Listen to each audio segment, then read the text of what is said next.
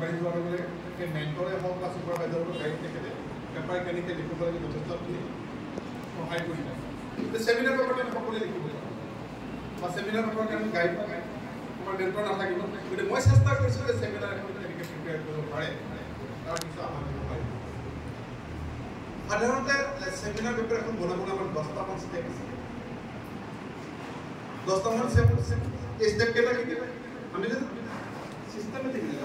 আগবাঢ়ি যাওঁ এটা এটাকে যদি আগবাঢ়ি যাওঁ চেমিনাৰ পেপাৰটো লিখাটো বৰ বেছি কঠিন নহয় কেৱল আমি চিষ্টেমেটিক আগবাঢ়ি যাওঁ ষ্টেপ বাই ষ্টেপ আগবাঢ়ি যাওঁ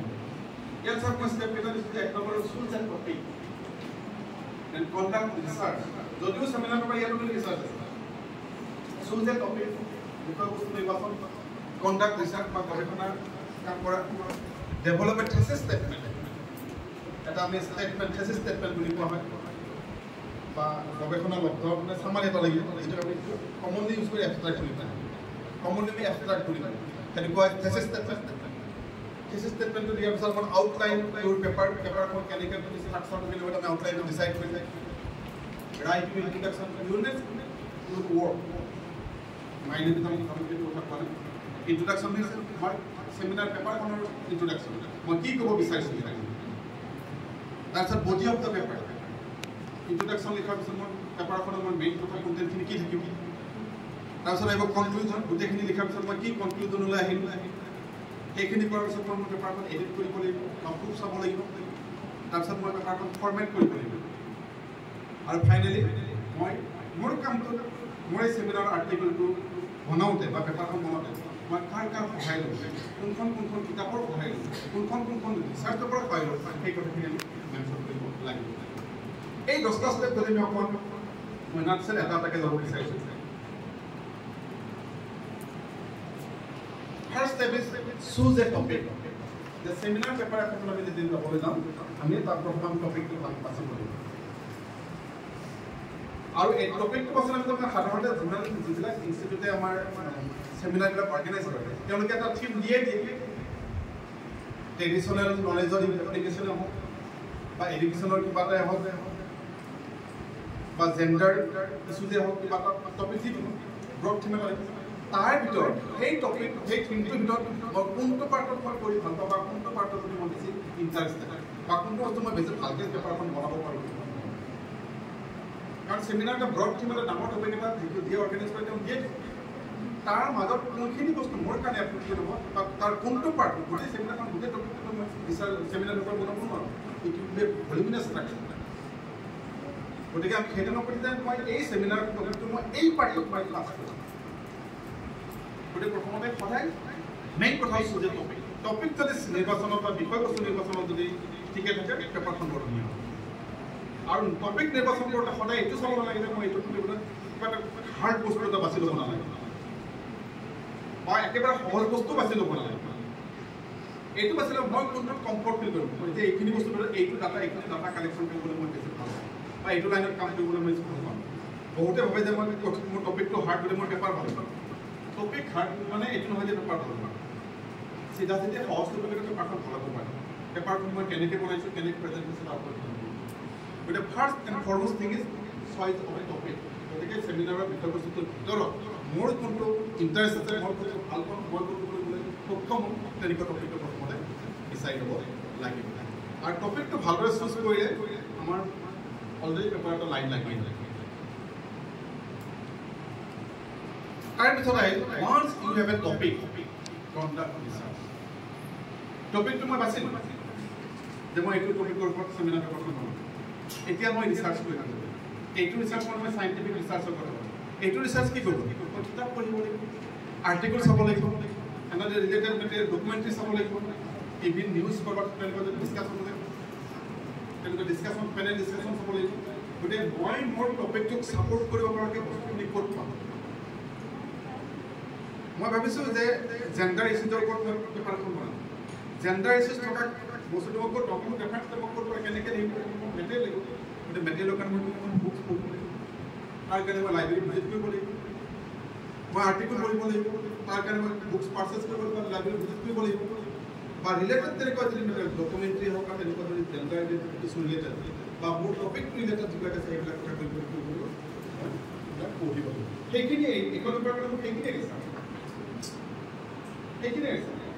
ৰিচাৰ্চৰ কোনো লাইন নাই ৰিচাৰ্চ সাংঘাতিক বস্তু মই এটা স্কুল কথা ক'লোঁ ধৰি লওক সেইবিলাক মানে 50 ডিগ্ৰী চেণ্টিগ্ৰেডৰ আমাৰ ৰ'দ দিছে 40 ডিগ্ৰী চেণ্টিগ্ৰেড আমাৰ বিচনাটো আছে কিবা কাৰণত গোটেই লাইন নাই গোটেই কাটে খাবলৈ পানী নাই মই বটলটোলৈ ঘূৰি ক'ত পাম পানী ক'ত পাম পানী বুলি হয়তো কিবা কাম গৈ উলিয়াব গ'লে যে বইজ হোষ্টেলৰ পিছফালে কৰিব কলজত পানী মই বিচাৰি পালোঁ দিছ ইজ অফ একশ্যন বিচাৰোঁ যে মোৰ পানী নাই মই পানী বিচাৰি উলিয়ালোঁ মই ৰিচাৰ্চ কৰি পালোঁ যে এই এৰিয়াটো অকল তাতহে পানী আছে দিছ ইজ অফ একশ্যন গতিকে সেই ৰিচাৰ্চটো কৰিবলৈ বা আমাৰ তেনেকুৱা ধৰণৰ ৰিচাৰ্চ কৰিবলৈ আমি ৰিচাৰ্চ পেপাৰখন ৰিচাৰ্চ কৰিব লাগিব গতিকে ৰিচাৰ্চবিলাক ইয়াত আমাৰ ৰিচাৰ্চ বুকছ আৰ্টিকলছ ডকুমেণ্টাৰী এনেকুৱা ধৰণৰ যিবিলাক আমাৰ চ'ৰ্চ আছে এই চ'ৰ্চবিলাক আমি বা কেতিয়াবা কুৱেশ্যনেৰ হ'ব পাৰে যে কিবা এটা টপিকৰ ওপৰত মই মোৰ নিয়াৰ বাই এৰিয়াত মই তাৰপিছত মই কুৱেশ্যনেৰ ডিষ্ট্ৰিবিউট কৰি মোৰ বয়সস্থ মানুহবিলাকৰ পৰা বা আমাৰ গাঁৱৰ মানুহবিলাকৰ মই ডাটা কালেক্ট কৰিব পাৰোঁ দিছ ইজ অলছ' ৰিচাৰ্চ চ' এবাৰ আমি টপিকটো চিলেক্ট কৰাৰ পিছতে আমি ৰিচাৰ্চত লাগি যাব লাগিব ৰিচাৰ্চ মানে কিতাপ পঢ়া আৰ্টিকল পঢ়া ডকুমেণ্টাৰী চোৱা বা মানুহৰ পৰা প্ৰশ্ন তাৰ পৰা ডাটা সংগ্ৰহ কৰা আৰু এইখিনি যেতিয়া কৰা যাব সেইখিনি কিন্তু আমি যিখিনি কাম কৰিলোঁ সেইখিনি মানে ধুনীয়াকৈ নট কৰি যাব লাগিব যে কোনখিনি কথা কোনখন কিতাপত পালা এইখিনি কথা এইখন কিতাপত পালোঁ এইখিনি কথা এইখন কিতাপত এইখিনি কথা আমুক মানুহজনৰ পৰা গম পালোঁ এইখিনি কথা আমুক ৱেবছাইটৰ গম পালোঁ এই গোটেইখিনি বস্তু আমি ধুনীয়াকৈ নোটছ কৰি যাব লাগিব ৰিচাৰ্চৰ পিছত আমি নোটছ কৰি যাব লাগিব আৰু তাৰ পিছতে আহি আমাৰ ডেভেলপ এথেচিছ ষ্টেটমেণ্ট এই যে আমি ৰিচাৰ্চখিনি কৰিলোঁ আৰ্টিকল পঢ়িলোঁ গোটেইখিনি পঢ়াৰ পিছত আমাৰ মনলৈ এটা ধাৰণা আহিব এই গোটেইখিনি বস্তুটোৰ কাৰণে এইখিনি মই যিটো কপি বিচাৰিছোঁ বস্তুটো ফাইণ্ডিংছটো এনেকুৱা হ'ব মনলৈ এটা ধাৰণা আহিব আৰু সেইখিনিকে আমি 2-3 শাৰী বা 4-5 শাৰীৰ ভিতৰত লিখি উলিয়াবলৈ যাক কোৱা হয় থেচিছ ষ্টেটমেণ্ট বুলি কোৱা হয় আৰু পপুলাৰলি এই থেচিছ ষ্টেটমেণ্ট বুলি কোৱা জানে এবষ্ট্ৰেক্ট বুলি কোৱা হয় আমি ৰিচাৰ্চ পেপাৰ লিখোঁ বা চেমিনাৰ লিখোঁ যেতিয়া এড আহে বা যেতিয়া আমাৰ ব্ৰচাৰবিলাক আহে তাত কি হয় ছাবমিট টু এবষ্ট্ৰেক্ট বুলি আহে this abstracts are nothing but the thesis statement হ'ল scientific term বুলি কয় এটা ক্ৰমত পপুলাৰ চল্ভ কৰিব গতিকে আমি ৰিচাৰ্চটো কৰাৰ পিছত আৰ্টিকলখিনি পঢ়াৰ পিছত কিতাপ পঢ়াৰ পিছত বা বিভিন্ন চ'ৰ্চৰ পৰা ডাটা সংগ্ৰহ কৰাৰ পিছত আমি এই thesis statementটো বনাব লাগিব আমি এবষ্ট্ৰেক্টটো বনাব লাগিব এবষ্ট্ৰেক্টটো হৈ যোৱাৰ পিছত আমি এটা পিকচাৰলৈ আহিলোঁ যে মোৰ টপিকটো আছে এনেকুৱা আৰু তাৰ বস্তু মই বিচাৰি পালোঁ এইখিনি মই এইখিনি সিদ্ধান্ত লৈ মই এইখিনি পেপাৰটো নহ'লে মোৰ কাম হৈ গ'ল এতিয়া মই প্ৰেজেণ্ট কৰিম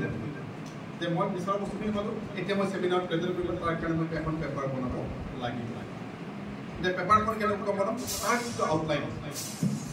আমি প্ৰথমতে পেপাৰখন কি আউটলাইনটো যদি বনাই লওঁ তেতিয়াহ'লে আমাৰ পেপাৰখন লিখিবলৈ সহজ সেইটোৱে কৈছে this outline will help you in organizing your thoughts and you writing logically যেতিয়া চিষ্টেমেটিকেলি পেপাৰখন আমি লিখি যাম এতিয়া এটা আউটলাইন এটা বনাই পেলাই তেতিয়া আমাৰ গোটেইখিনি ক'ব লগা বস্তু ধুনীয়াকৈ নিজে নিজে ওলাই আহিব যে এই আউটলাইনছত আমাৰ কি কি থাকে পেপাৰ আউটলাইনত আমাৰ কি থাকে প্ৰথমতে আমি আমাৰ ইন্ট্ৰডাকশ্যনৰ দুটা ছেকশ্যন থাকে ইন্ট্ৰডাকশ্যনৰ দুটা পাৰ্ট এক নম্বৰ পাৰ্টটো যে আমি থেচিছ ষ্টেটমেণ্ট বা এবষ্ট্ৰেক্ট লিখিলে সেইটো এটা পাৰ্ট বনি থাকে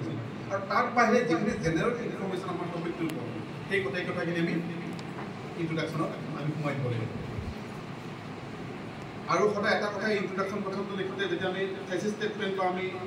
এবষ্ট্ৰেক্টটো লিখিম সদায় এবষ্ট্ৰেক্টটোৰ তলত সাধাৰণতে এবষ্ট্ৰেক্টবিলাক 50টা শব্দৰ ভিতৰত হ'ব লাগে আৰু সেই এবষ্ট্ৰেক্টটোৰ লগত সদায় কিনো সেই এবষ্ট্ৰেক্টৰ মূল শব্দ দুটা পাতি কিনে মেনশ্যন কৰিবলৈ পাহৰিব নালাগে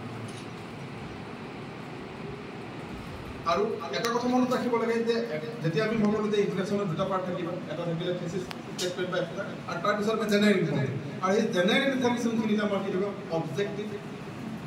আৰু মেটেৰিয়েলছ এণ্ড মেথড কেতিয়াবা মেটেৰিয়েলছ এণ্ড মেথডটো বেলেগকৈও লিখা হয় আৰু কেতিয়াবা আমি ইন্ট্ৰডাকশ্যনৰ ভিতৰতে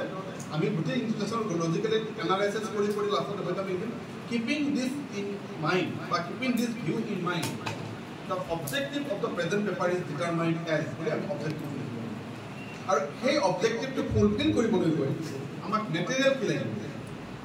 মেটেৰিয়েলখিনি পালোঁ আমি মেথডলজি কি ফ'ল' কৰিব অকল পঢ়িলে নহ'ব সেইখিনি আমি কেনেকুৱা ধৰণৰ বজালোঁ কাৰ মেথড এপ্লাই কৰিব কি মেথড এপ্লাই কৰিব কাৰোবাৰ মেথড ফ'ল' কৰিব লাগিব বুলি কৈছে নাই মোৰ মেথডো হ'ব আমি কৰি মেথড বা কুৱেশ্যনিয়াৰ মেথড যি মেথড আমি ফ'ল' কৰিছোঁ সেইখিনি আমি মেনশ্যন কৰিব লাগিব আফটাৰ অবজেক্টিভ চ' এইখিনি আমাৰ ইন্ট্ৰডাকশ্যন পাৰ্টত বেছি